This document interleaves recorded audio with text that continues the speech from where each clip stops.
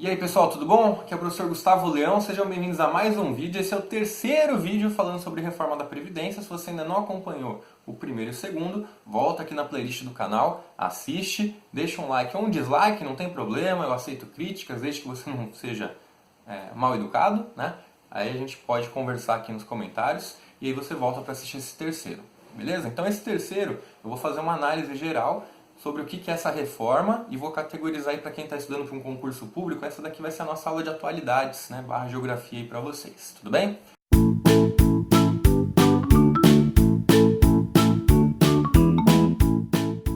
A reforma da Previdência, então, ela se justifica a partir de um comportamento da pirâmide etária brasileira que começa a assumir um caráter mais retangular, com um estreitamento da base, ou seja, menos filhos, e um alargamento da extremidade superior, ou seja, as pessoas estão ficando cada vez mais velhas, tendo uma qualidade de vida que permite mais pessoas viverem por mais tempo. Essa sobrevida depois dos 60, 65, 70 anos é o que vai considerar como base para a reforma. A gente vai ter um volume cada vez maior de aposentados e a base da pirâmide estreitando vai dar uma proporção ali entre aposentado e trabalhador ativo menor, o que estimula o pessoal a precisar de uma reforma como ela já aconteceu em vários outros lugares do mundo, beleza? O tempo para essa reforma, o déficit dela apresentar uma melhora, não é imediato. A gente não vai fazer uma reforma esse ano e o déficit já vai diminuir. Até porque as contas públicas do Brasil têm déficits meio bizarros que a gente não sabe bem para onde vai, né? Acompanha aí a Operação Scala, a Operação Lava Jato, que você vai entender do que eu estou falando.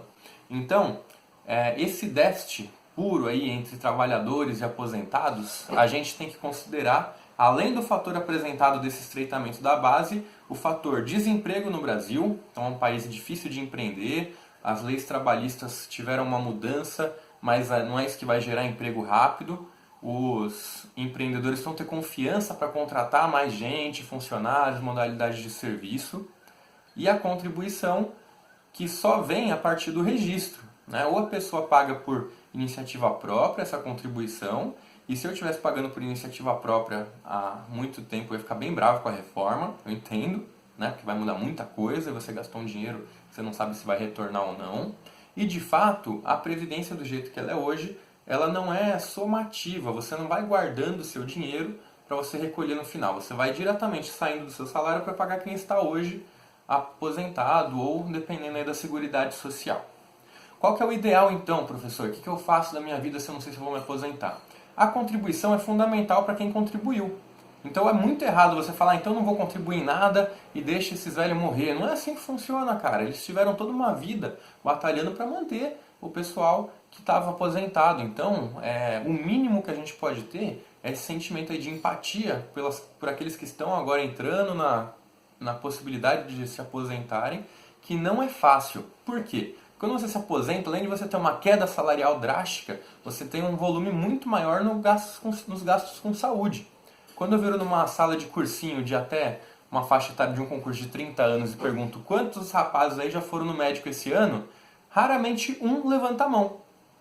Agora, se você estiver numa faixa etária maior, o gasto com médico, com remédio, com outras formas ali de qualidade de vida começam a aumentar, fora as dificuldades de deslocamento, dificuldade de locomoção, de movimentação em geral. Então tudo isso tem que ser colocado na balança antes de você sair fazendo críticas contra os aposentados, que não vai contribuir e que tudo mais. Beleza? Então primeiro, empatia com aqueles que já estão na situação de estarem mais velhos. Outro ponto que a gente tem que considerar, posicionamento político, né? Ou seja, a maioria dos partidos que concorreram às últimas eleições nos cargos do Executivo e do Legislativo concordavam que a Previdência precisa ter uma reforma. E aí o que está em pauta é se o texto atual é uma reforma justa, que vai trazer dignidade, benfeitorias para o país, ou se essa reforma tem alguns pontos ali que tem que ser considerados. Até porque o déficit das contas públicas não vem só da Previdência. Ela contribui, mas a gente tem a DRU, que eu expliquei lá no primeiro vídeo, que são 30% aí dos impostos que o pessoal vai usando como acha que está precisando investir. Para a gente ter esse efeito, o que houve agora nesse ano?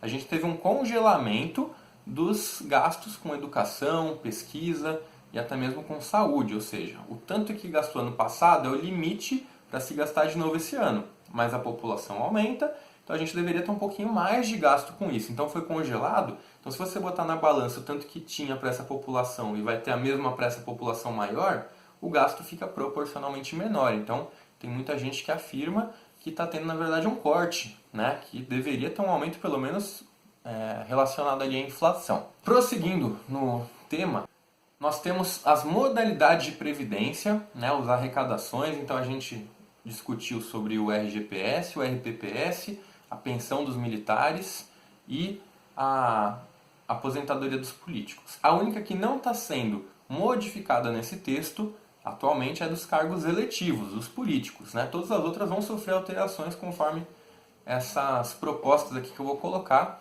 E quem não leu a PEC, né? Quem não está sabendo de nada, eu sei que é uma legislação extensa, chata, mas eu deixei um PDFzinho aqui embaixo que é da própria Previdência Social, que vai apresentando os pontos que ela quer levantar com a diferenciação das profissões. Então, não deixe de abrir esse PDF e dar uma passada de olho, tá bem didático, tem gráficos, uns que eu usei aqui nas aulas anteriores. E aí, pessoal, quem vai fazer uma prova, né, se cair sobre a Previdência, vai cair uma questão mais conceitual, e não se você é a favor ou contra.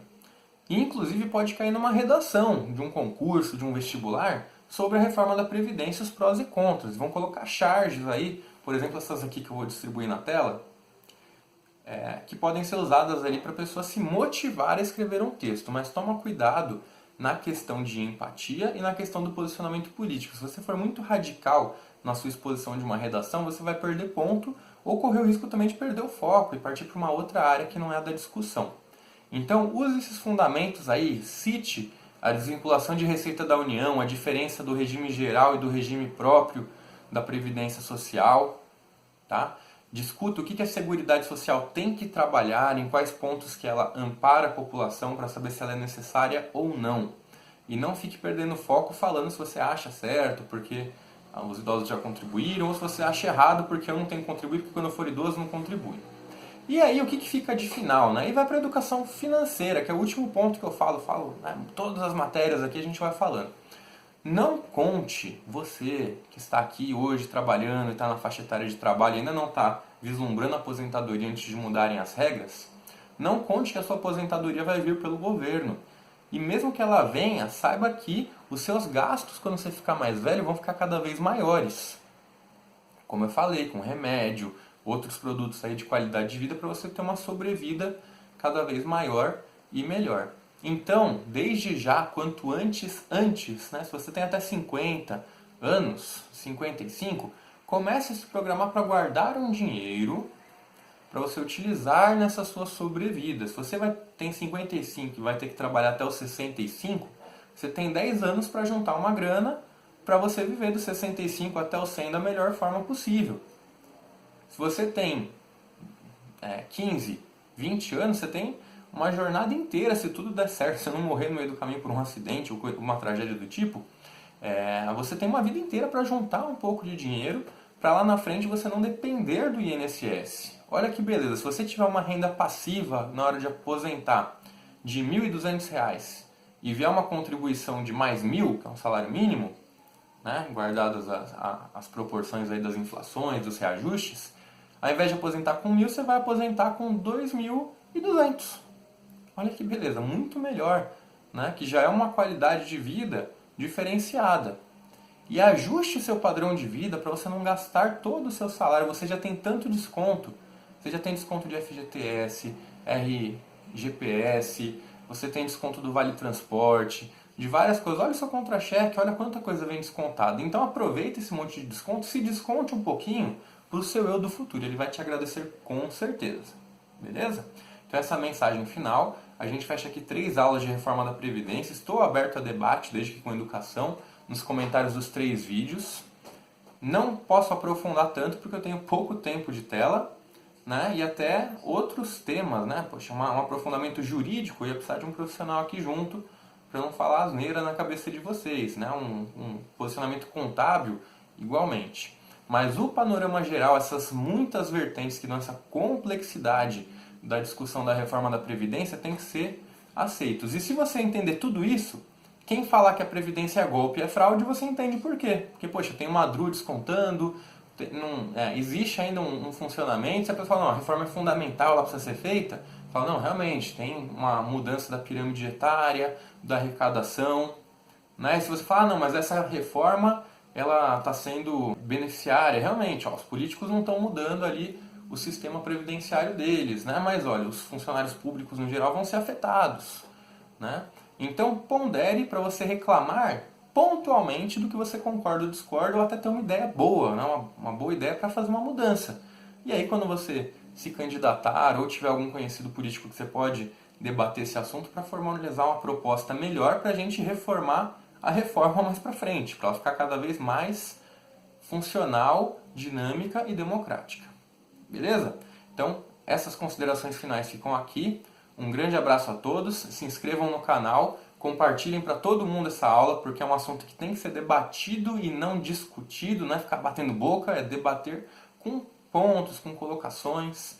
Então estamos aqui com o canal aberto.